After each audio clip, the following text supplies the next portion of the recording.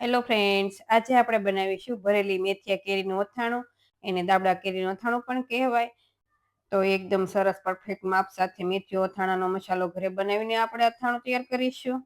આ અથાણું તમે એકવાર બનાવી 1 વર્ષ માટે સ્ટોર પણ કરી શકો છો અને બિલકુલ કાળું પણ નહીં પડે અને લાંબા સમય સુધી ખરાબ પણ નહીં થાય. તો આ વિડીયોમાં તમને બધી ટિપ્સ જણાવીશ. તો ચાલો બનાવવાનું શરૂ કરીએ. તો હવે મેથીયા કેરીનું અથાણું બનાવવા માટે એકદમ સરસ કડક અને કાચી હોય એવી કેરી 1 કિલોગ્રામ લીધી છે. અહીંયા તમારે આ રીતે નાની સાઈઝની કેરીનો ઉપયોગ કરવાનો અને તેને ઉપરથી કટ કરી પછી વચ્ચેથી આ રીતે સ્લીટ કરીશું. જેમ આપણે ભરેલા શાકમાં કટ લગાવતા હોઈએ એ રીતે કટ લગાવીશું. તો અહીંયા આપણે નાની કેરી લીધી છે અને તેમાં ગોટલીનો ભાગ છે તે એકદમ સોફ્ટ હોય છે, એટલે આસાનીથી કેરીમાં કટ લાગી જશે અને કેરી તૂટે નહીં એ રીતે એમાંથી ગોટલી બહાર કાઢી લેવાની. આ રીતે બધી જ કેરીમાંથી તમારે ગોટલી બહાર કાઢી લેવાની અને અહીંયા તમારે બહુ પ્રેશર નહીં દેવાનું, નહીંતર કેરીનો સાઈડનો પાર્ટ છે તે તૂટી જશે. આ રીતે તમે હળવા હાથે કાઢશો તો નીકળી પણ જશે. અને આ રીતે બધી જ કેરીને કટ કરી ગોટલીનો ભાગ છે તે અલગ કરી દેવાનો. તો હવે આ રીતે મેં બધી જ કેરીને કટ લગાવી દીધી છે અને ગોટલીનો ભાગ પણ અલગ કરી દીધો છે.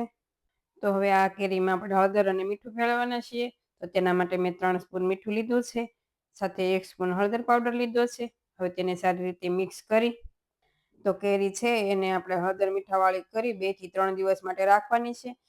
તો આ રીતે હળદર અને મીઠાને આપણે કેરી વચ્ચે ભરી દઈશું. તો આ રીતે બધી જ કેરીને હળદર મીઠાવાળી કરી દીધી છે. તો આ અથાણું મારે વજનમાં 1 કિલો અને 500 ગ્રામ જેટલું બનશે. જો તમારે ઓછું બનાવવું હોય તો પણ બનાવી શકાય અને વધારે બનાવવું હોય તો પણ બનાવી શકાય.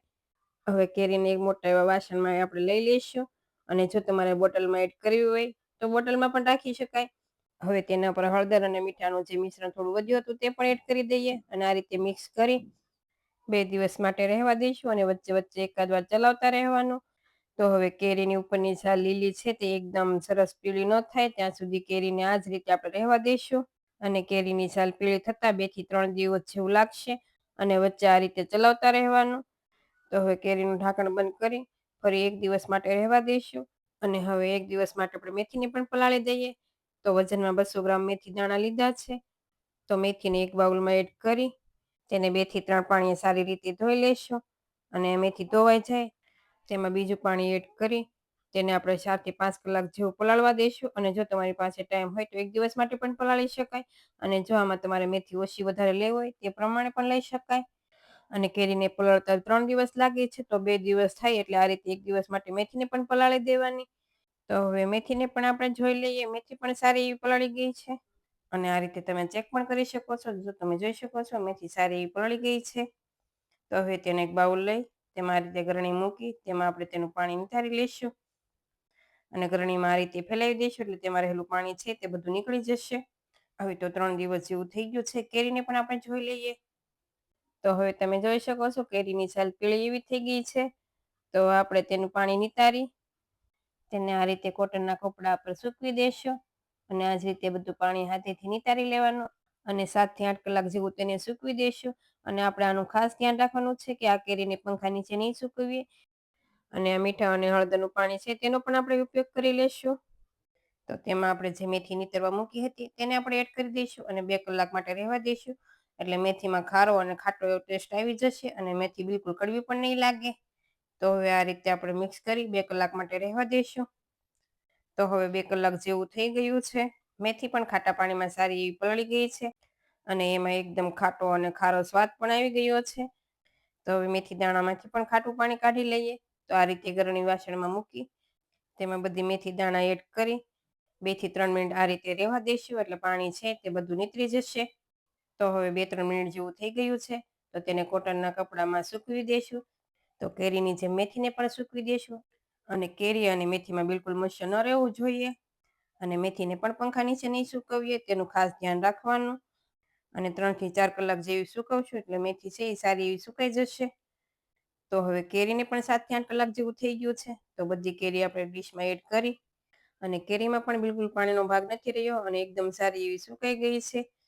તો હવે અથાણું બનાવવા માટે અથાણાનો મસાલો બનાવી લઈએ. તો તેના માટે મેં અડધો કપ મેથીના કુરિયા લીધા છે.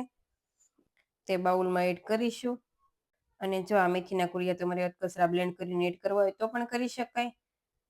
હવે તેમાં 2 સ્પૂન રાઈના કુરિયા એડ કરીશું સાથે 2 સ્પૂન જેટલા ધાણાના કુરિયા એડ કરીશું અને સેન્ટરમાં 1 સ્પૂન જેટલી હિંગ એડ કરી ઉપર આપણે મીઠું પણ એડ કરી દઈએ. મીઠું મેં આમાં 1.5 સ્પૂન જેવું લીધું છે. મીઠું તમારા ટેસ્ટ પ્રમાણે પણ તમે લઈ શકો છો. હવે તેલ સારું એવું ગરમ થાય અને તેમાં સ્ટીમ નીકળવા લાગે એટલે તેમાં 7-8 મરીના દાણા અને 2-3 લવિંગ એડ કરીશું. મરીના દાણા અને લવિંગ છે આ રીતે ઉપર આવે એટલે તેલ છે એ સારું એવું ગરમ થઈ ગયું છે. તો આપણે ગેસની ફ્લેમ બંધ કરીશું અને અત્યારે આમાંથી 2 થી 3 કળશી જેવું મસાલા તૈયાર કર્યા છે તેમાં એડ કરીશું. તો અહીંયા અત્યારે આ સ્ટેજ પર ગરમ તેલ એડ કરીશું જેથી કુરિયા તેલમાં એકદમ સરસ શેકાઈ જશે અને અથાણું છે એ બિલકુલ ચીકણું પણ નહીં બને.